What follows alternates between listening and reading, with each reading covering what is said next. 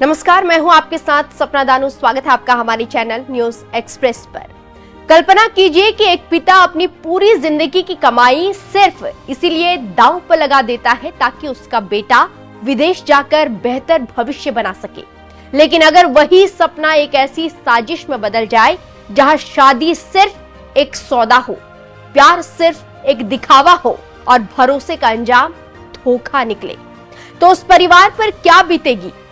आज की ये कहानी ऐसे ही एक कथित मैरिज फ्रॉड की है जिसने एक पूरे परिवार की उम्मीदों को तोड़कर रख दिया। ये मामला पंजाब के लुधियाना के थाना मेहरबान क्षेत्र से सामने आया है, जहां पुलिस ने शिकायत के आधार पर दुल्हन और उसके परिवार के खिलाफ धोखाधड़ी और आपराधिक साजिश का मामला दर्ज किया है। ध्यान रहे, मामले की जांच जारी है और अदालत में आरोप अभी सिद्ध नहीं हुए हैं। मीडिया रिपोर्ट्स के अनुसार पीड़ित परिवार का कहना है कि आरोपी पक्ष ने शादी से पहले बड़े बड़े वादे किए। कहा गया कि शादी के बाद लड़के को कनाडा बुलाया जाएगा और वहां उसकी परमानेंट रेजिडेंसी यानी पीआर दिलाने में पूरी मदद की जाएगी। इन वादों पर भरोसा करते हुए परिवार ने रिश्ता स्वीकार भी कर लिया। कहा जा रहा है कि शादी के बाद लड़की को कनाडा भेजने की पूरी जिम्मेदारी लड़के के परिवार ने अपने ऊपर ले ली। कॉलेज की फीस, रहने का खर्च, महंगे हवाई टिकट और अन्य जरूरी चीजों पर लाखों रुपए खर्च किए गए। परिवार को विश्वास था कि ये सब उनके बेटे के उज्जवल भविष्य की नींव बनेगा। लेकिन कहानी ने उस वक्त चौंकाने वाला मोड़ लिया जब लड़की कनाडा पहुंचने के बाद कथित रूप से अपने पति को वहां बुलाने में टाल मटोल करने लगी। धीरे धीरे बातचीत कम होती गई और फिर हालात ऐसे बने कि उसने पति के साथ रहने से ही इनकार कर दिया। पीड़ित परिवार का आरोप है कि बाद में उन्हें पता चला कि लड़की किसी दूसरे व्यक्ति के साथ रह रही है। हालांकि इस दावे की स्वतंत्र पुष्टि नहीं हुई है और ये शिकायतकर्ता पक्ष का आरोप है। यही वजह है कि ऐसे मामले में अंतिम सच्चाई अदालत और जांच एजेंसियों के निष्कर्षों के बाद ही सामने आती है। परिवार का कहना है कि जब उनके बेटे ने इस पूरे मामले पर सवाल उठाए तो हालात और बिगड़ गए।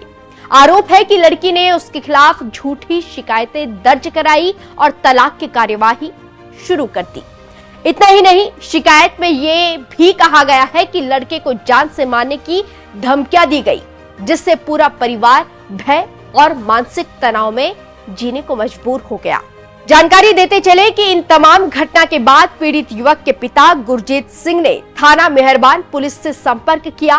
पुलिस ने शिकायत का संज्ञान लेते हुए संबंधित धाराओं में एफआईआर दर्ज जांच शुरू कर दी है। अब जांच एजेंसियां ये पता लगाने की कोशिश कर रही है कि क्या वास्तव में ये एक सुनियोजित साजिश थी या फिर वैवाहिक विवाद ने इतना गंभीर रूप ले लिया। जानकारी देते चले कि पिछले कुछ सालों में विदेश भेजने के नाम पर होने वाले कथित मैरिज फ्रॉड के मामलों में बढ़ोतरी देखने को मिली है। कई परिवार विदेश में बसने के सपने के कारण जल्दबाजी में फैसले ले लेते हैं। कुछ मामलों में सब कुछ ठीक रहता है, लेकिन कुछ मामलों में रिश्ते भरोसे के बजाय स्वार्थ का माध्यम बन जाते हैं। यही कारण है कि विशेषज्ञ सलाह देते हैं कि शादी से पहले दोनों परिवारों की पूरी जांच पड़ताल की जाए।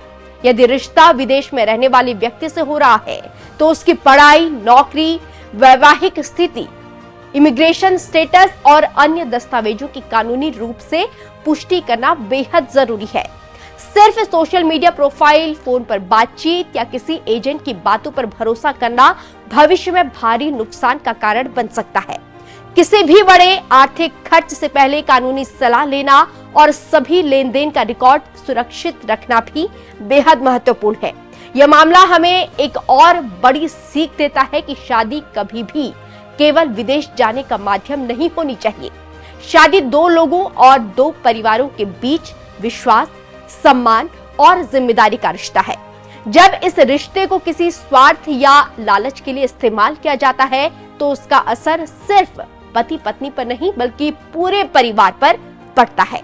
फिलहाल इस मामले में पुलिस जांच जारी है। अदालत में दोनों पक्षों को अपनी अपनी बात रखने का पूरा अवसर मिलेगा और अंतिम फैसला न्यायिक प्रक्रिया के बाद ही सामने आएगा। इसीलिए किसी भी पक्ष को दोषी या निर्दोष मानने से पहले कानूनी प्रक्रिया का सम्मान करना आवश्यक है।